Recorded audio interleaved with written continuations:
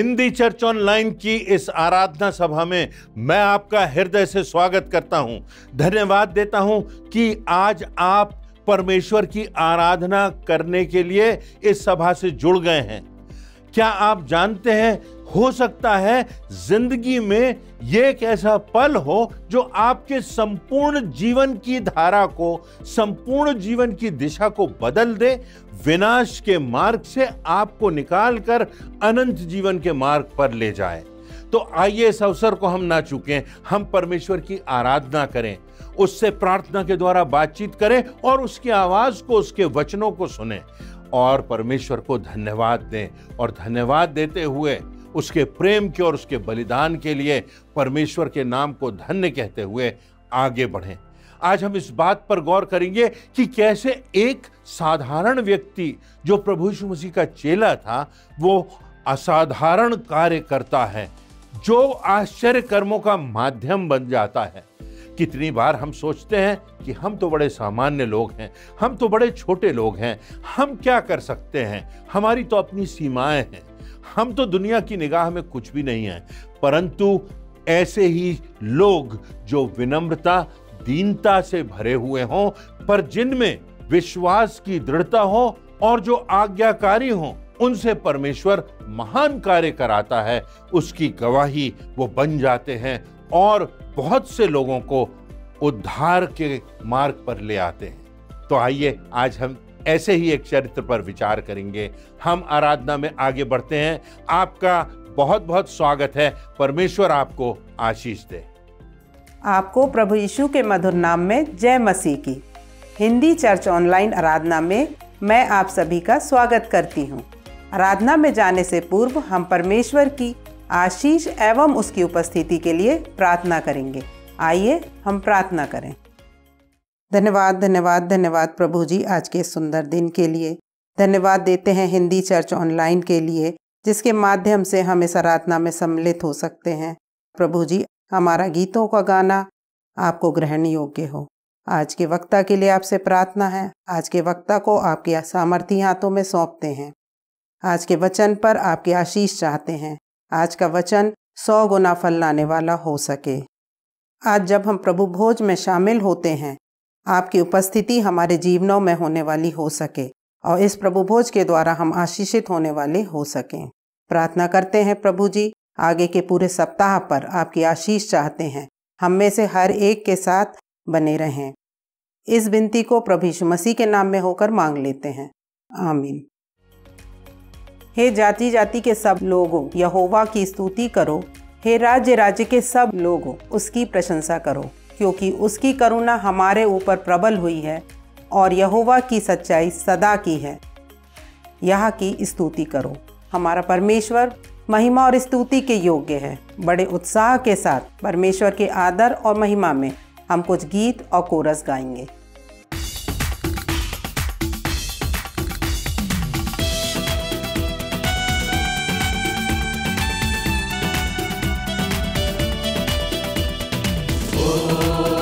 जय जयकार, जय जयकार करे। ओ जय जयकार, जय जयकार करे। वो है हमारा राजा, राजा, दुख संकट से बचाता बचाता, हम पर अपनी करुणा करता और करता उपकार। क्यों ना उस पर तन मन मारे, दे अपना अधिकार। ओ जय जयकार, जय जयकार करे। ओ जय जयकार, जय जयकार करे। उस पर जिसका भरोसा भरोसा, वो तो कभी न डिगेगा डिगेगा। चाहे बीमारी, चाहे गरीबी, चाहे हो आकाश, सब संकट से, सब कष्टों से हो जाएगा पार। ओ जय जयकार, जय जयकार करे। ओ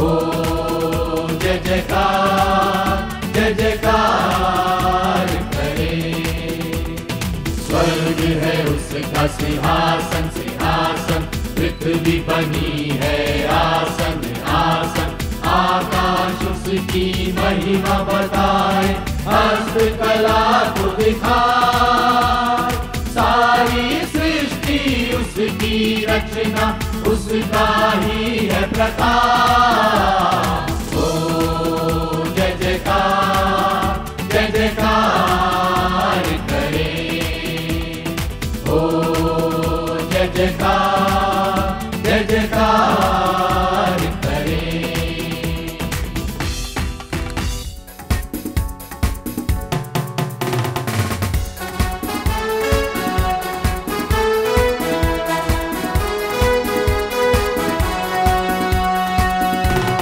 मैंने तुम्हें बचाया है, दिल से तुम्हें लगाया है। मैंने तुम्हें बचाया है, दिल से तुम्हें लगाया है। अपने लहू से, अपनी जान से, अपने लहू से, अपनी जान से मैंने ही दाम चुकाया है। मैंने ही दाम चुकाया है।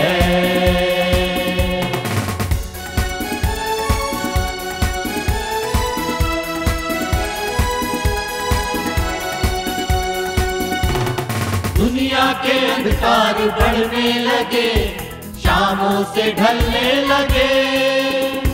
दुनिया के अंधकार बढ़ने लगे, शामों से ढलने लगे। मेरी मशालें जला लो जो तुम, पर्वत पिघलने लगे। मेरी मशालें जला लो जो तुम, पर्वत पिघलने लगे। जाना है तुमको लेके वचन को, जाना है तुमको लेके वचन को, होगा सवेरा नया। मैंने तुम्हें बचाया है, दिल से तुम्हें लगाया है। मैंने तुम्हें बचाया है, दिल से तुम्हें लगाया है।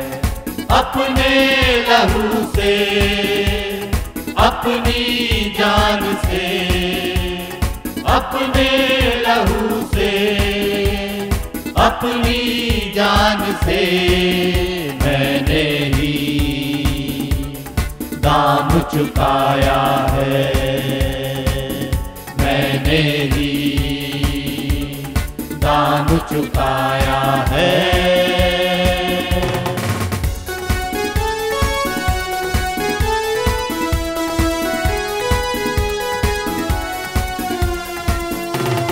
बस कुछ पलों की है ये जिंदगी, तू है यहाँ अजनबी। बस कुछ पलों की है ये जिंदगी, तू है यहाँ अजनबी। भटके हुओं को दिखा दे अभी, राह जो मिटती नहीं। भटके हुओं को दिखा दे अभी, राह जो मिटती नहीं। होगी विदाई जब इस जहां से, होगी विदाई जब इस जहां से, मंजिल मिलेगी नहीं। मैंने तुम्हें बचाया है, दिल से तुम्हें लगाया है। मैंने तुम्हें बचाया है, दिल से तुम्हें लगाया है। अपने लहू से, अपनी जान से, अपने लहू से, अपनी जान से मैंने ही दाम चुकाया है। मैंने ही दाम चुकाया है। प्रभु यीशु मसीह के 12 जो चेले थे उनके विषय में लिखा हुआ है कि उनका इतना प्रभाव पड़ा कि मानो उन्होंने जगत को उल्टा पुल्टा कर दिया। इन्हीं शिष्यों में एक शिष्य अंद्रयास था। अंद्रयास नाम के प्रभु यीशु मसीह के शिष्य के विषय में हम कुछ बातें देखेंगे और इस बात को देखेंगे कि उसके जीवन से हम क्या सीख सकते हैं। यदि नए नियम की मूल भाषा यूनानी में देखा जाए तो अंद्रयास का अर्थ है निर्भीक या साहसी। अंद्रयास प्रभु यीशु मसीह का पहला शिष्य था। वह गलील के एक छोटे से गांव बैतसदा का मूल निवासी था। वह व्यावसायिक रूप में मछुआरा था। प्रभु यीशु मसीह के प्रिय शिष्य पतरस का छोटा भाई भी था। अंद्रयास प्रारंभ से ही परमेश्वर का भय मानने वाला और उसकी आज्ञाओं पर चलने वाला यहूदी व्यक्ति था। वह स्वभाव से मृदुभाषी था, मिलनसार था, नम्र और दयालु किस्म का व्यक्ति था। उसकी बातों पर उसके संबंधी एवं मित्र विश्वास करते थे और उसका बड़ा सम्मान भी करते थे। यीशु का शिष्य होने के पहले अंद्रयास यूहन्ना बपतिस्मा देने वाले का भी शिष्य रहा। यीशु के संबंध में अंद्रयास ने यूहन्ना की यह गवाही सुनी थी कि देखो परमेश्वर का मेमना जो जगत का पाप उठा ले जाता है। इसी गवाही को सुनकर अंद्रयास और यूहन्ना बपतिस्मा देने वाले का एक अन्य शिष्य प्रभु यीशु मसीह का अनुसरण करने लगा। यूहन्ना रचित सुसमाचार के पहले अध्याय की 35वीं से 40वीं आयतों में लिखा हुआ है कि जब यीशु ने अंद्रयास से पूछा कि तुम किसकी खोज में हो, तब उसने कहा, हे रब्बी अर्थात हे गुरु, तू कहाँ रहता है? यीशु ने उससे कहा, आओ तो देख लो। तब उसने जाकर देखा कि वह कहाँ रहता है और उस दिन उसके साथ ठहरा। बाइबल में वर्णित विभिन्न संदर्भों का अध्ययन करने पर अंद्रयास के कुछ प्रमुख गुणों की चर्चा यहां पर हम करेंगे। पहली बात, अंद्रयास व्यवहार कुशल व्यक्ति था। वह मृदुभाषी था, सरल हृदयी व्यक्ति था। वह परमेश्वर की निकटता में चलता था। वचन के अनुसार प्रतिज्ञा किए हुए आने वाले मसीहा की वह भी बाट जो रहा था। इसी के कारण वह यूहन्ना बपतिस्मा देने वाले का चेला बन गया था। उसके द्वारा प्रभु यीशु की मसीहा होने की गवाही सुनकर वह प्रभु यीशु के पास आया। जब वह प्रभु यीशु मसीह के साथ समय बिताकर पूर्ण रूप से आश्वस्त हो गया कि वास्तव में आने वाला मसीहा यही है, तब उसने यह बात स्वयं तक ही सीमित नहीं रखी। सर्वप्रथम उसने अपने भाई पतरस को जाकर यह खबर दी कि हमें मसीहा मिल गया है। और न सिर्फ वह स्वयं प्रभु यीशु मसीह के पास आया, परंतु फिर अपने भाई पतरस को भी वह प्रभु यीशु मसीह के पास लेकर के आया। दूसरी घटना में अंद्रयास का वर्णन गलील की तिबिरियास झील के पार नगर से बहुत दूर पहाड़ पर एक विशाल जनसमूह के संदर्भ में मिलता है। यहां पर एक बड़ी भीड़ है और यीशु के पीछे चल रही है। इस भीड़ के लोगों को अपने भोजन एवं विश्राम की सुधि भी न थी। वे भूखे थे। इनमें से हजारों की संख्या में लोग यीशु के निकट एकत्र हो गए थे। जब यीशु ने इस भीड़ के लोगों के विषय में फिलिप्पुस से पूछा, इनके भोजन के लिए हम कहां से रोटी मोल लें, तब फिलिप्पुस ने सांसारिक दृष्टिकोण से बड़ा सरल और व्यवहारिक उत्तर दिया कि 200 दीनार की रोटियां भी उनके लिए पर्याप्त ना होंगी कि प्रत्येक को थोड़ी थोड़ी मिले। इस घटना में हम पाते हैं कि फिलिप्पुस के उत्तर के पश्चात अंद्रयास यीशु से कहता है, यहां एक लड़का है जिसके पास जौ की 5 रोटियां और 2 मछलियां हैं, परंतु इतने लोगों के लिए वे क्या हैं? अंद्रयास अपने मैत्रीपूर्ण स्वभाव के कारण ही इतनी बड़ी भीड़ में से एक छोटे बच्चे से दोस्ती कर लेता है। उतने विशाल जन समूह के बीच से अंद्रयास उस बालक को उसके भोजन के साथ प्रभु यीशु मसीह के पास ले आया। तीसरी घटना फसह के पर्व के समय की है, जब लोग आराधना करने यरूशलेम के मंदिर को जा रहे थे। उसमें कुछ यूनानी लोग भी थे। यहूदी लोग यूनानियों को तुच्छ समझते थे एवं उनसे कोई संबंध रखना नहीं चाहते थे। उसे वो अनुचित समझते थे। वे उन्हें भिन्न श्रेणी में रखते थे और उनसे किसी भी प्रकार से दूरी बनाकर रखते थे और उनसे संबंध रखना अपमानजनक समझते थे। मरकुस रचित सुसमाचार के 7वें अध्याय की 24वीं आयतों से आगे यूनानी और सरूफिनी की जाति की एक महिला का वर्णन भी हमें मिलता है, जो प्रभु यीशु मसीह की चर्चा सुनकर उसके पास आई और उसके पांव पर गिरकर उससे निवेदन करके कहने लगी, हे प्रभु, मेरी बेटी से दुष्ट आत्मा को निकाल दे। उसकी इस विनती पर प्रभु यीशु मसीह ने उससे कहा, पहले लड़कों को तृप्त होने दे, क्योंकि लड़कों की रोटी लेकर कुत्तों के आगे नहीं डाली जाती। परंतु उस स्त्री ने प्रभु यीशु मसीह को उत्तर दिया, सच है प्रभु, तो भी कुत्ते भी तो तेरी मेज के नीचे बालकों की रोटी का चूरचार खा लेते हैं। उसने अपने इस उत्तर से संपूर्ण यहूदियों की यूनानियों के प्रति जो भावना थी उसको प्रकट कर दिया था। संभवतः जब यूनानी लोगों ने फिलिप्पुस से प्रभु यीशु मसीह से मिलने का अनुरोध किया, तो पूर्वाग्रहों से ग्रसित यहूदी फिलिप्पुस का भी पहला विचार यही रहा होगा कि इन लोगों के, इन छोटी जाति के लोगों का मसीह से कोई वास्ता नहीं होना चाहिए, इनका उससे मिलना व्यर्थ है। परंतु फिर उसके मन में विचार आया होगा, चाहे बड़े हों, चाहे बच्चे हों, चाहे यहूदी हों, चाहे गैर यहूदी हों, वह किसी से भी मैत्रीपूर्ण व्यवहार रखने में कोई संकोच नहीं रखता था। और यही विशिष्ट भावना अंद्रयास की थी, यही विशिष्ट भावना प्रभु यीशु मसीह से मेल खाती थी। अंद्रयास के मैत्रीपूर्ण होने का विचार फिलिप्पुस के मन में आते ही उसने अंद्रयास से संपर्क किया और अंद्रयास ने उन यूनानियों की मुलाकात प्रभु यीशु मसीह से करा दी। यहां पर एक प्रमुख बात हमको देखने के लिए मिलती है कि अंद्रयास के मन में कोई छोटी जाति, कोई बड़ी जाति, कोई बड़ा, कोई छोटा, कोई गरीब, कोई अमीर, इस प्रकार की भावना नहीं थी। वह हर एक व्यक्ति को एक इंसान के रूप में देखता था। वह हर एक व्यक्ति को परमेश्वर की सर्वोत्कृष्ट कृति के रूप में देखता था। उसके मन में हर व्यक्ति के प्रति सद्भाव की भावना थी। और ये बात आज हमारे लिए बहुत बड़ी शिक्षा रखती है, चाहे हम अपने देश को देखें, चाहे हम दूसरे देशों को देख लें। ये भावना पाई जाती है। कोई बड़ा है, कोई छोटा है, कोई गोरा है, कोई काला है, कोई बड़ी जाति का है, कोई छोटी जाति का है, कोई बड़े परिवार का है, कोई छोटे परिवार का है, कोई अमीर है, कोई गरीब है। और ये दीवार तोड़ने का कार्य अंद्रयास ने किया।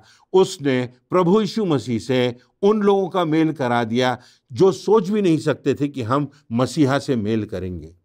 अंद्रयास का दूसरा गुण हम देखेंगे, उसमें बड़ी विनम्रता और दीनता थी। अंद्रयास प्रभु यीशु मसीह का बहुत प्रिय चेला था। वह बहुत ही विनम्र था अपने हृदय में। उसी ने सर्वप्रथम यह गवाही दी कि जिस मसीहा की बाट हम जोह रहे थे वह तो हमें मिल गया है। इन सब बातों को मुद्दा बनाकर उसने कभी भी घमंड नहीं किया। अंद्रयास के हृदय में ईर्ष्या, जलन, द्वेष का कोई भी स्थान नहीं था। उसने सबसे पहले अपने भाई पतरस को प्रभु यीशु मसीह से मिलाया। अंद्रयास एक दीन पुरुष था। दीनता का अर्थ डरपोक या कायर होना कदापि नहीं होता, परंतु दीनता एक ऐसा सद्गुण है जिसके द्वारा व्यक्ति सहजता से यह स्वीकार कर लेता है कि पापों की क्षमा के लिए, अनंत जीवन की निश्चितता के लिए, इस जीवन में अंधकार की शक्तियों का सामना करने के लिए उस व्यक्ति को परमेश्वर की दया की, परमेश्वर की सामर्थ की और परमेश्वर की अनुग्रह और उसकी सामर्थ की आवश्यकता है। हम परमेश्वर के सामने दीन बनेंगे तो परमेश्वर हमको आशीषित करेगा। हमारी संपूर्ण निर्भरता परमेश्वर पर होना चाहिए और यही बात दीनता को जन्म देती है, विनम्रता को जन्म देती है। तो विषम परिस्थितियों के बावजूद भी हमें दीन बने रहना है, विनम्र बने रहना है, क्योंकि परमेश्वर की आज्ञा यही है, क्योंकि प्रभु यीशु मसीह की जीवन शैली यही है। प्रभु यीशु मसीह का जो प्रथम संदेश था उसमें मुद्दे की, आधारशिला की जो बात है वो दीनता की बात है। बाइबल में दीनता का सर्वोच्च उदाहरण हमें प्रभु यीशु मसीह में देखने को मिलता है। उसने स्वयं को दीन किया और मनुष्यों की समानता में हो गया। अपने सांसारिक जीवन में हमेशा उसने परमेश्वर की आज्ञा को सर्वोपरि माना। मेरी नहीं परंतु तेरी इच्छा पूरी हो। मैं यहां आया हूं कि पिता की इच्छा पूरी हो सके। और यहां तक वह आज्ञाकारी रहा कि उसने क्रूस का मृत्युदंड भी सह लिया। क्या यह विनम्रता की भावना, क्या यह सद्भावना की भावना हमारे हृदय में है? क्या हम आज व्यक्तियों को, लोगों को जब देखते हैं तो क्या हम अपने आप को उनसे बड़ा सोचते हैं, या हम सोचते हैं कि कोई छोटा है, कोई बड़ा है, कोई ऊंचा है, कोई नीचा है? या हम ये जानते हैं कि परमेश्वर ने हर एक को अपनी समानता में रचा है, परमेश्वर हर एक पर उपकार करता है, परमेश्वर हर एक पर अपना सूर्य उदय करता है, परमेश्वर हर एक पर मेघ बरसाता है, परमेश्वर हर एक को अवसर देता है, परमेश्वर ने प्रभु यीशु मसीह को उद्धारकर्ता बनाकर जगत के हर व्यक्ति के लिए भेज दिया है। अंद्रयास की यह भावना हमारे हृदय में भी हो, ऐसी बात यहां पर हमको उसके जीवन में देखने को मिलती है और सीखने को मिलती है। तीसरी बात, उसने प्रभु यीशु मसीह की दिव्य क्षमता को समझ लिया था। अंद्रयास को प्रभु यीशु मसीह की दिव्य सामर्थ्य पर विश्वास हो गया था। वह फिलिप्पुस की तरह सीमित सांसारिक साधनों को देखकर निराश नहीं हुआ, परंतु उसने अपनी आत्मिक आंखों से यीशु की असीमित ईश्वरीय शक्ति और संभावनाओं को देखा। तभी वह इतनी बड़ी भीड़ से एक बच्चे को लेकर के, जिसके पास 5 रोटियां और 2 मछलियां थी, प्रभु यीशु मसीह के पास लाया, क्योंकि वो जानता था कि प्रभु अगर चाहेगा तो इस छोटे से, सीमित से, थोड़े से भोजन से हजारों लोगों की भूख को मिटा सकेगा। यदि वह प्रभु यीशु मसीह की ईश्वरीय सामर्थ्य पर विश्वास नहीं करता तो मन में ही सोच लेता कि इतनी बड़ी भीड़ के लिए इतना थोड़ा सा भोजन व्यर्थ होगा। वह यह भी सोच सकता था कि हो सकता है अन्य चेले मेरी इस बात को मूर्खतापूर्ण समझकर मेरा मजाक उड़ाएंगे।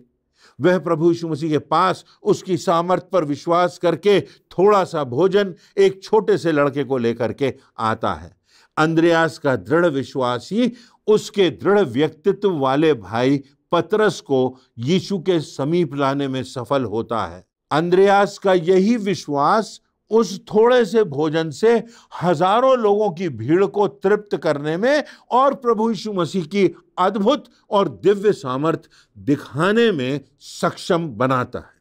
अंद्रयास के इसी बड़े विश्वास के कारण कि प्रभु यीशु मसीह में ईश्वरत्व है, यह स्वयं ईश्वर है, यह स्वयं ईश्वर को जी करके दिखाने के लिए इस धरा पर अवतरित हुआ है, वह आया और इसी विश्वास से उसने इतने लोगों को प्रभु यीशु मसीह से मिलाया कि देखो यह मसीहा है, इसकी हम बाट जो रहे थे, यही ईश्वर धरा पर उतर आया है।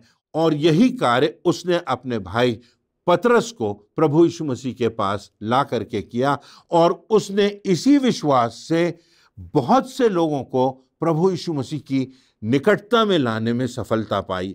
और इसी विश्वास से उस एक बालक को ढूंढकर उसने हजारों लोगों की भूख तृप्त कराई, जो केवल और केवल ईश्वरीय सामर्थ्य से जो प्रभु यीशु मसीह में थी उसके द्वारा यह संभव हुआ। तो जो बातें यहां हमको देखने को मिलती है वो ये कि थोड़े से में विश्वास योग्य बने रहना है।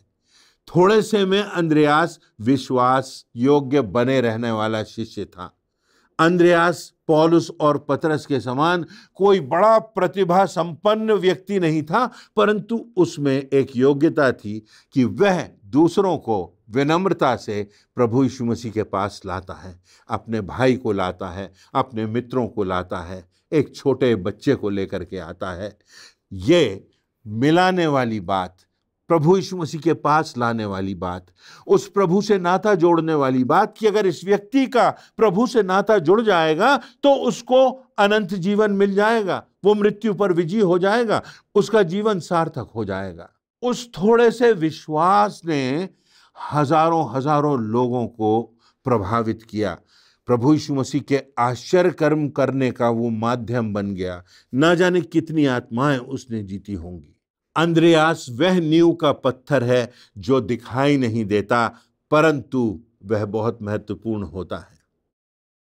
यह भी महत्वपूर्ण बात है कि एक व्यक्ति के द्वारा, साधारण से व्यक्ति के द्वारा पतरस जैसे लोग तैयार किए जाते हैं। पतरस जैसे लोग प्रभु यीशु मसीह के पास आ जाते हैं और प्रभु यीशु मसीह के राज्य के महान स्तंभ बन जाते हैं। हम में से कितने लोग हैं जो पतरस और पौलुस के समान तो नहीं बन सकते, पर हम में से हर एक अंद्रयास के समान अवश्य बन सकता है।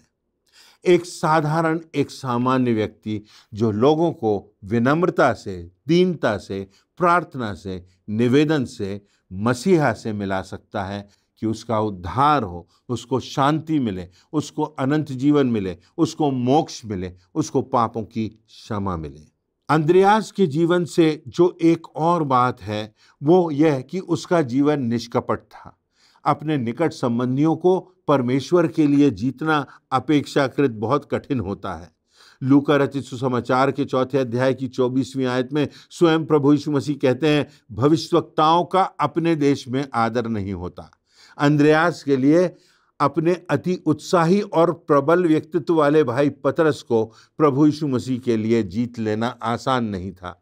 साथ ही वह पतरस का छोटा भाई भी था, परंतु फिर भी अंद्रयास की बातों की पतरस के लिए अहमियत थी। अंद्रयास की बातों में वजन था। उसकी बातों को उसने अनसुनी नहीं किया और ना ही उसका मजाक उड़ाया, परंतु उसने अपने भाई की, अपने छोटे भाई की बात पर विश्वास किया।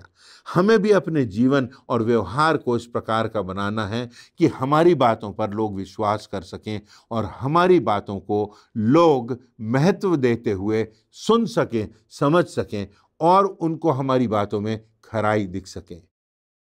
एक और बात वह यह कि प्राथमिकताओं का निर्धारण करने वाला व्यक्ति था अंद्रयास। अंद्रयास ने अपने जीवन में सर्वप्रथम स्थान परमेश्वर को दिया। उसके बाद उसके परिवार की चिंता उसे थी और अपने भाई की चिंता थी, और इसीलिए वह परमेश्वर की प्रमुखता को देखते हुए, परिवार की प्रमुखता को देखते हुए ये सारे कार्य कर पाया। उसने परमेश्वर के पुत्र प्रभु यीशु मसीह को अपना व्यक्तिगत उद्धारकर्ता और मुक्तिदाता करके स्वीकार किया।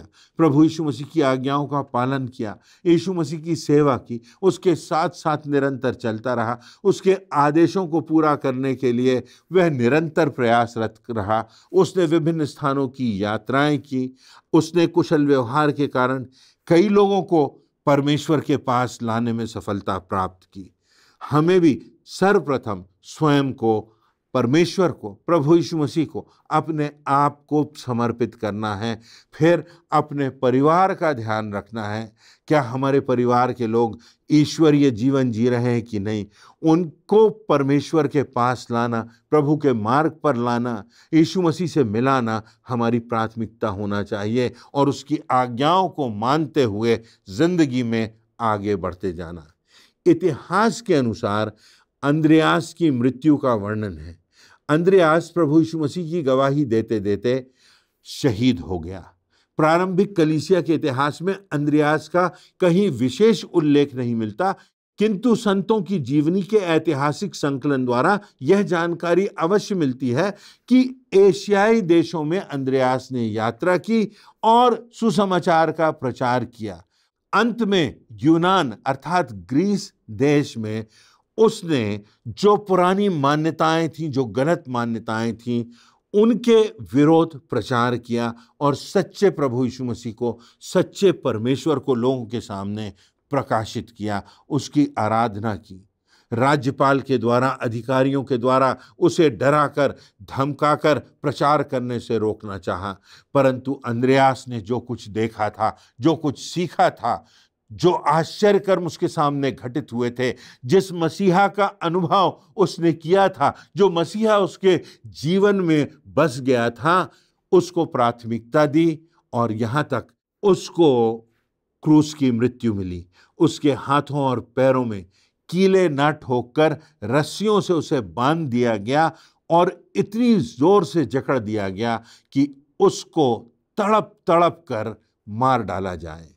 वह 3 दिनों तक क्रूस पर लटका रहा, उसका शरीर खिंचा रहा और असीम वेदना और प्यास की तड़पन के बावजूद भी वह प्रभु यीशु मसीह के प्रति विश्वास योग्य रहा और प्रभु के प्रेम का प्रचार करता रहा। तो इस प्रकार क्रूरता से, इस प्रकार दर्द के चरम सीमा को सहते हुए तड़प तड़प कर अंद्रयास की मृत्यु हो गई। शताब्दियों पश्चात अंद्रयास के अस्थि अवशेषों को स्कॉटलैंड ले जाया गया। रास्ते में समुद्र के किनारे जहाज भी टूट गया। इस जगह का नाम सेंट एंड्रूज बे पड़ा। नाविक अंद्रयास के अस्थि अवशेषों के साथ किनारे पर पहुंच गए। वहां उन्होंने लोगों को अंद्रयास तथा प्रभु यीशु मसीह के बारे में बताया।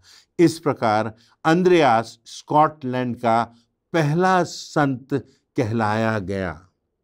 तो आज हम अंद्रयास के जीवन पर देखते हुए अपने जीवन का विश्लेषण करते हैं और देखते हैं कि क्या हम थोड़े ही में विश्वास योग्य बने हुए हैं। हमारा बड़ा नाम ना हो, हमारा बड़ा यश ना हो, परंतु सामान्य व्यक्ति होते हुए भी हम विश्वास योग्य बने रहें, परमेश्वर के प्रति थोड़े में संतुष्ट रहें, थोड़े में परमेश्वर की आज्ञाओं को मानते हुए प्रभु यीशु मसीह के प्रेम को दूसरों तक पहुंचाएं। एक और बात हम पाते हैं कि उसका जीवन निष्कपट था। उसके जीवन में किसी प्रकार का छल और कपट नहीं था। सच्चाई से, विनम्रता से उसने अपने जीवन से प्रभु की गवाही दी। और तीसरी बात जो हम सीख सकते हैं वह यह है कि उसके जीवन में प्राथमिकताएं बिल्कुल सही थीं। पहले परमेश्वर, दूसरा परिवार और तीसरा जो लोग उसके संपर्क में आते, लोगों को प्रभु यीशु मसीह के प्रेम के बारे में बताना, लोगों को उद्धार का संदेश देना, लोगों को अनंत जीवन की शिक्षा देना और सबका मोक्ष हो सके, सबका भला हो सके, सबकी आत्माएं बच सकें, इस बात के लिए अंद्रयास समर्पित था। आज हमें अपने जीवनों को देखना है और देखना है कि क्या इस सरल और एक सामान्य और एक ऐसे व्यक्ति की जिसमें सीमित योग्यताएं थी, उसने कितना महान कार्य किया और आज भी हमारे जीवनों से, आज भी यहाँ तक कि इस कार्यक्रम के माध्यम से अंद्रयास के विश्वास की गवाही हो रही है। हम यदि खराई से, सच्चाई से परमेश्वर के प्रति आज्ञाकारिता का, विश्वास योग्यता का जीवन जिएंगे तो हमारा जीवन भी एक गवाही का जीवन बन जाएगा, हमारे परिवार के लिए, हमारे आसपास संपर्क में आने वाले लोगों के लिए, और सबसे बढ़कर परमेश्वर की दृष्टि में हम धन्य होंगे उसके प्रति अपने जीवन के अंतिम समय तक उसकी गवाही देते हुए इस जीवन से हम अनंत जीवन में पदार्पण करेंगे। परमेश्वर इन वचनों से आप सबों को आशीष देवे। आज के सुंदर एवं प्रेरणादायक संदेश के लिए परमेश्वर को एवं उसके दास को धन्यवाद देते हैं। अब भी हम प्रभु भोज में सम्मिलित होंगे, परमेश्वर के महान बलिदान को स्मरण करेंगे। प्रभु की मेज में सम्मिलित होने से पहले हम अपने मनों को तैयार करें इस गीत के द्वारा।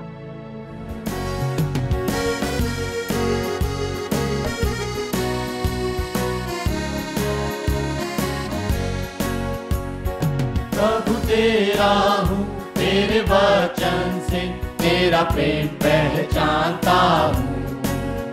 मेरी कामना है कि विश्वास से मैं जाके तेरे पास रहूँ। रख तू मुझको है मसीह अपने क्रूस के सोते पार। रख तू मुझको है मसीह अपने घायल पंजर पार। आत्मा भेज कर शुद्ध सेवा योग बना, मुझको सेवा में लगा। मेरा मन कसते मेरी इच्छा को अपनी इच्छा से मिला। रख मुझको है मसीह अपने क्रूस के सोते पार। रख मुझको है मसीह अपने घायल पंजर पार। आइए हम प्रभु की ब्यारी में शामिल हों।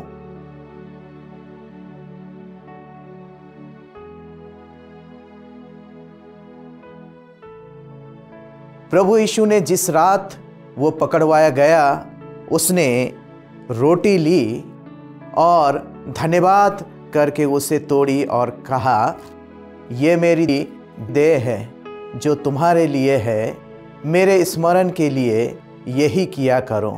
इसी रीति से उसने ब्यारी के पीछे कटोरा भी लिया और कहा, ये कटोरा मेरे लहू में नई वाचा है, जब कभी पियो तो मेरे स्मरण के लिए यही किया करो। क्योंकि जब कभी तुम ये रोटी खाते और इस कटोरे में से पीते हो तो प्रभु की मृत्यु को जब तक वो ना आए प्रचार करते हो। आइए हम प्रार्थना करें। पिता परमेश्वर, हम आपको धन्यवाद देते हैं प्रभु यीशु के लिए और इस ब्यारी के लिए जो हमारे लिए प्रभु ने अपना लहू बहाया और हमारे लिए अनंत जीवन का प्रबंध किया। हम आपको धन्यवाद देते हैं आपके लहू के लिए, आपके देह के लिए। धन्यवाद के साथ प्रार्थना प्रभु यीशु के नाम से मांगते हैं, आमीन। जिसने भी प्रभु यीशु मसीह पर विश्वास करके बपतिस्मा लिया है वो ही इस विधि में शामिल हो सकता है। आइए हम इस ब्यारी में भाग लें।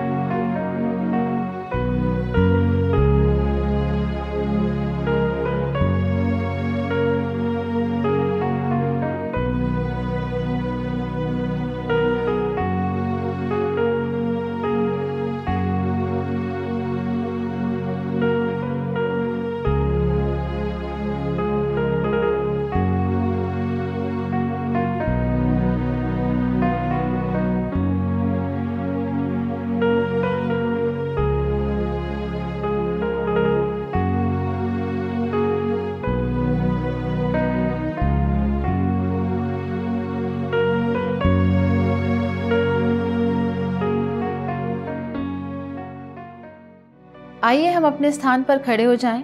हम अंतिम प्रार्थना में जाएंगे। प्रार्थना के बाद प्रार्थना के रूप में हम कोरस गा लेंगे। उसके पश्चात परमेश्वर की आशीष ग्रहण करके आज की आराधना समाप्त करेंगे। आइए हम प्रार्थना करें। पिता परमेश्वर, आपके बेटे प्रभु यीशु मसीह के नाम से आपके चरणों के पास आते हैं और धन्यवाद देते हैं आज की इस आराधना के लिए जिसमें हम शामिल हो सके। प्रभु जी, धन्यवाद देते हैं हिंदी चर्च ऑनलाइन की इस आराधना में आपकी उपस्थिति के लिए। आज के वचन के लिए धन्यवाद देते हैं जो आपके दास के द्वारा हमारे बीच रखा गया।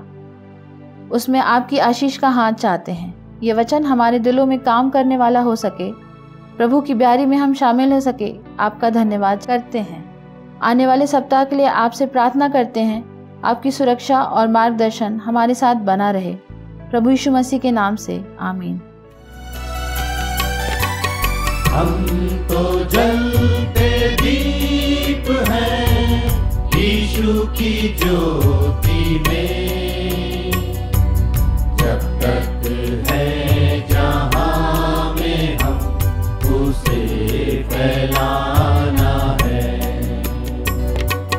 अंधियारी डगर में हो आंधियां मसीह की ज्योति हर कहीं फैलाना है। हम तो जलते दीप हैं। आइए अब हम परमेश्वर की आशीष ग्रहण करेंगे। अब हमारे परमेश्वर पिता का प्रेम, प्रभु यीशु मसीह का अनुग्रह और पवित्र आत्मा की शांति और सहभागिता हम सब विश्वासियों के साथ अब से लेकर अनंत तक बनी रहे। आमीन।